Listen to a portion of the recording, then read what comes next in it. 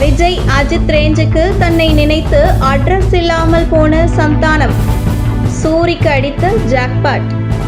சினிமாவில் தனக்கு என்ன வருகிறதோ, தனக்கு எதில் திறமை இருக்கிறதோ, தன்னை எந்த வகையில் ரசிகர்கள் ரசிக்கிறார்களோ அந்த ஃபார்முலாவை சரியாக தெரிந்து கொண்டு அதன்படி தங்களுடைய உழைப்பை போட்டால் மட்டுமே சினிமாவில் வெற்றி அடைய முடியும்.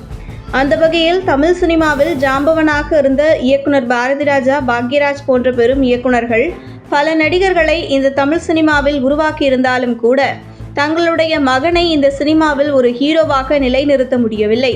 இந்த நிலையில் யதார்த்தமாக யாரும் எந்த ஒரு எதிர்பார்ப்பும் இல்லாமல் சினிமாவிற்கு வரக்கூடியவர்கள் சிலருக்கு ஜாக்பாட் அடித்தது போன்று ஓவர் நைட்டில் ஒபாமா ஆன கதையாக கிடுகிடுவன உச்சத்திற்கு செல்வார்கள்.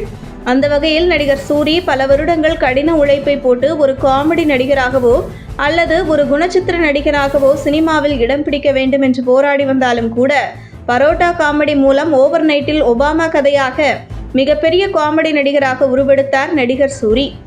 அதேபோன்று நடிகர் சந்தானமும் லொல்லு சபா நிகழ்ச்சி மூலம் புகழ் பெற்று நடிகர் சிம்புவால் தமிழ் சினிமாவுக்கு அறிமுகப்படுத்தப்பட்டு மிகப்பெரிய பிஸி காமெடி நடிகராக வலம் வந்தவர் சந்தானம்.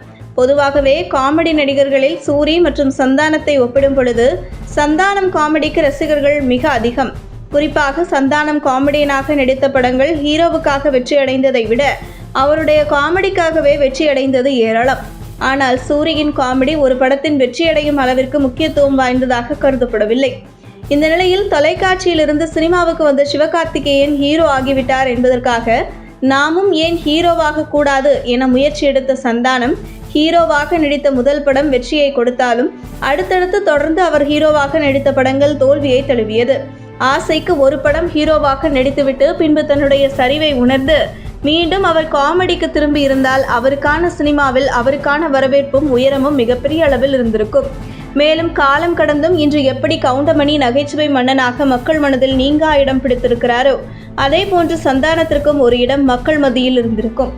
ஆனால் நான் இனி காமெடியனாக நடிக்க மாட்டேன், ஹீரோவாகத்தான் நடிப்பேன் என்று அவர் அடம்பிடித்ததன் விளைவு இன்று ஹீரோவாகவும் இல்லாமல் காமெடியனாகவும் இல்லாமல் மிகப்பெரிய சரிவை சினிமாவில் சந்தித்திருக்கிறார்.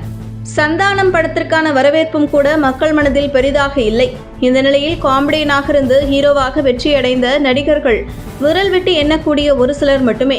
அந்த வரிசையில் தற்பொழுது சூரி இடம் பிடிக்க தொடங்கியுள்ளார். இதற்கு காரணம் சூரி நடித்த காமெடி வேடங்கள் மிகப்பெரிய அளவில் மக்களை சிரிக்க வைக்கவில்லை. ஆனால் அவர் ஹீரோவாக நடித்த விடுதலை படம் அவருடைய நடிப்பு மிகப்பெரிய அளவில் பாராட்டை பெற்றது.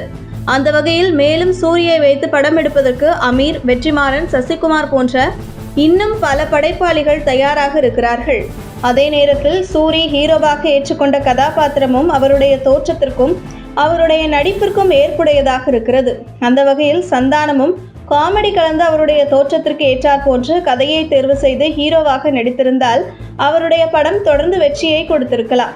அல்லது தன்னை மக்கள் ஹீரோவாக ஏற்றுக்கொள்ளவில்லை, காமெடியனாக ஏற்றுக்கொண்டு உள்ளார்கள் என்பதை உணர்ந்து மீண்டும் காமெடிக்கே திரும்பி இருந்தாலும் இன்று காமெடி நடிகராக மிகப்பெரிய உச்சத்தில் இருந்திருப்பார் சந்தானம். ஆனால் ஹீரோவாக நடித்த 1-2 படங்கள் வெற்றியடைந்த பின்பு தன்னை அஜித், விஜய் ரேஞ்சுக்கு சந்தானம் நினைத்ததன் விளைவு இன்று சினிமாவில் எங்கே இருக்கிறார் என்று தேட வேண்டிய சூழலுக்கு தள்ளப்பட்டுள்ளார். உங்கள் தின சேவல்.